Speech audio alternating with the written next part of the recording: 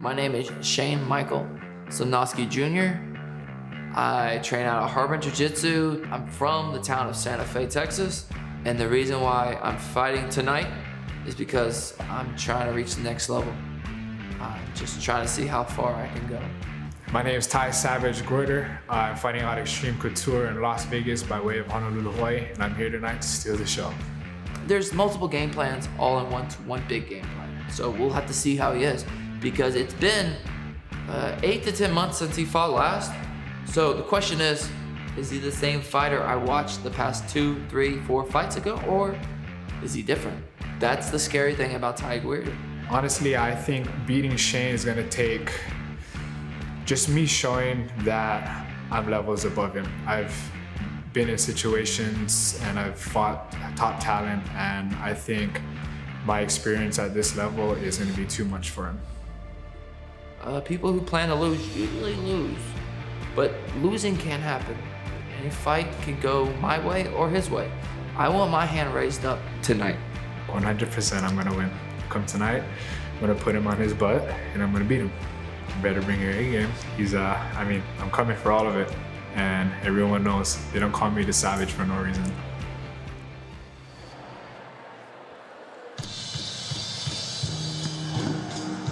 So next up, we welcome the middleweights to center stage here at Freedom Fight Night 2 in Mesa, Arizona.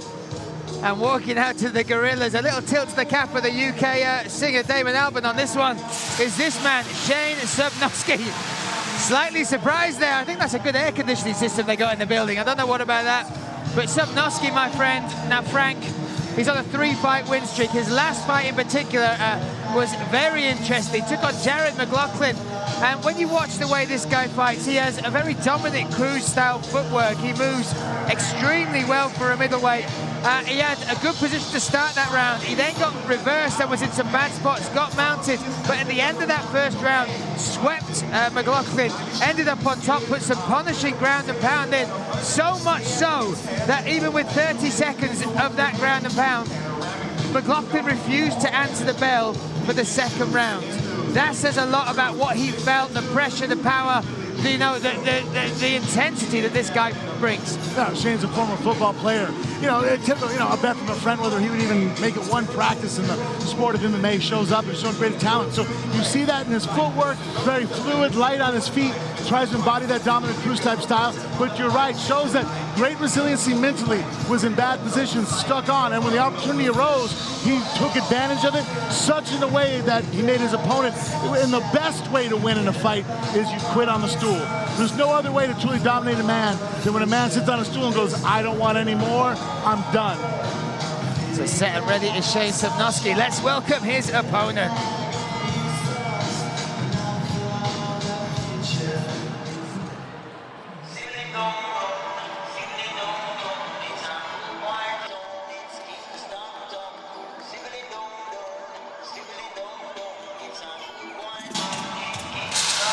So next up, we welcome this guy, Ty the Savage Gwerder. My goodness, this Hawaiian-born man has now made his base up in Las Vegas, and he talked to me about his Hawaiian background.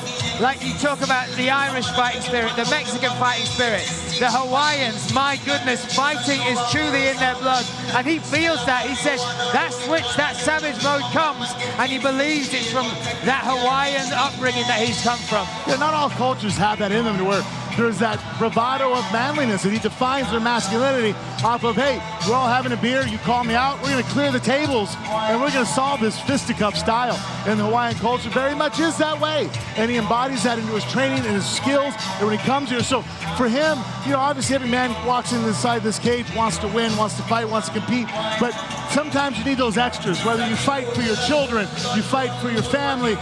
He fights for a culture that he brings on his shoulder at all times.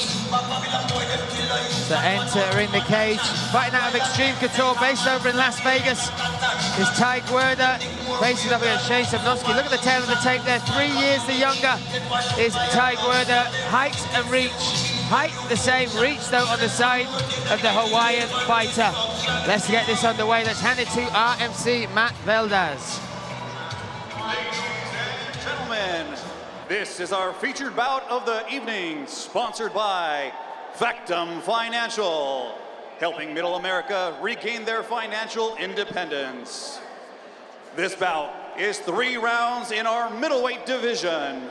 Introducing first, fighting out of the blue corner, a mixed martial artist holding a record of 5 wins, 2 losses. Fighting out of Harbinger Jiu-Jitsu by way of Santa Fe, Texas, representing Team Ortiz, Shane Sobnosky. And introducing his opponent, fighting out of the red corner, a mixed martial artist holding a professional record of 5 wins and 3 losses. He weighed in at 183.7 pounds. Fighting out of Extreme Couture in Las Vegas, Nevada, by way of Honolulu, Hawaii, and representing Team Bader, Ty Savage Gwerder. Your referee in charge of all the action, Chris Flores. Go guys in the middle. Okay, fellas, we went over the rules in the back. You are expected to follow Referee in charge, giving the final instructions to our fighters. This middleweight contest sees Shane Sobnosky representing Team Ortiz in the black and purple shorts, blue corner, taking on the Savage. Ty Gwerder representing Team Bader, black shorts, red corner. Do not blink. Set and ready, scheduled for 3 5-minute rounds here at Freedom Fight Night 2. Me, Brian Lacey, alongside Frank Mir calling the action. And there's that footwork. Oh, the high kick coming in early. And the left hand's dropped him. The left, is this fight? Oh my goodness, Shane Sobnosky reacts and gets the finish. What a fight, what a way to respond to the savage attack from Ty Gwerder. What a turnaround. And that's the art of striking when you get 2 guys that can hit hard and powerful. You go in there, you think you're about to get the finish, and fate pulls one on you. And guess what that does? 10 points apiece. Team Ortiz, Team Bader. Oh my goodness, back and forth we go yet again. And look what that means to Shane. Talk us through this, Frank. Look at the reaction. There was a shot, he got back up, and as he was coming forward, beautiful left hook, power. Shane was put on the corner, and he able to respond with great tenacity. And Ty walked right into a left hook, thinking he had the finish, and rightfully so. He dropped Ty down. Ty hit the ground, put one hand down, was getting back up, looked like it was over with. He was going for the finishing, the coup de grace, and ended up being on the other end of it. Wow, so much action in just a few seconds between these two.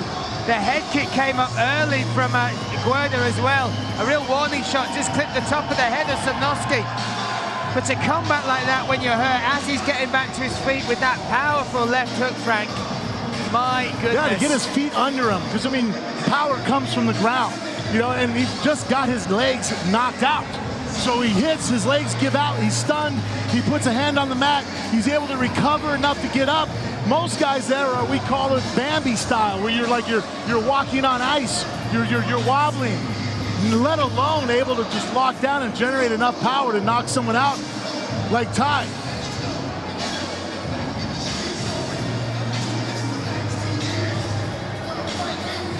And Ty Gwerder was confused as to what happened. I don't think he's seen the replay yet. Shane Sobnosky carrying the damage from that early shot in the barrage, but the reaction, there we have it.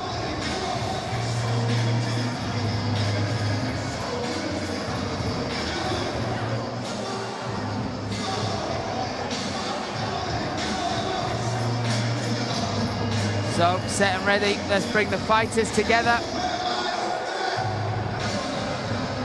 And let's get the hand of Shane Sobnosky raised.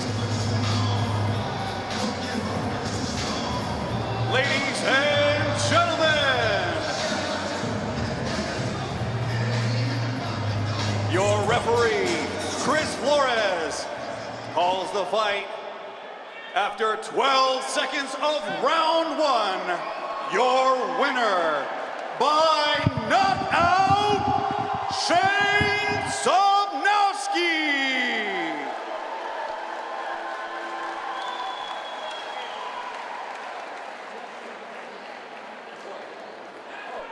Hey, man, great job. Look, quick fight, not a lot to talk about. You sat there, you took a shot, put your hand down. What kept you up on your feet to not only get through that, but land such a vicious left hook? Well, I planned for that vicious left hook. I planned it. We practiced check hook, and I'm pretty sure he come with the left. I shoulder rolled and just fired right back. He kept his hand down, his jab hand down. I fired the check hook, and then he was on the ground. I kept punching until someone grabbed me off. Phenomenal knockout. Actually, here, congratulations, you're a winner. You tied it up. I tied it up? What do you mean? You guys just right now are tied up as far as I'll bring in Tito as a team score with the knockouts. You guys are 10 points apiece as far as the team is going. Well, you know what? We still have a lot of work to do. We got 2 more fights, right? 2 more fights. The teams are doing great. This guy just pulled off some shit that, you know what, this champs are made of. Well, you're sitting there, you watch your guy go down, vicious shot, he's putting a hand on you, your brain, you're thinking, oh, this is probably it. What went through your mind? I told him in the beginning, I said, you know what, throw it out there, give it all you want. This is what it's about. Let's go out there and just fight. Put your heart out and get what you want, and that's what he did. It was a reaction. It was a reaction, left hook check, lights out, baby. All right, now you guys have it tied up. Team Ortiz, Bader going in the last 2 fights.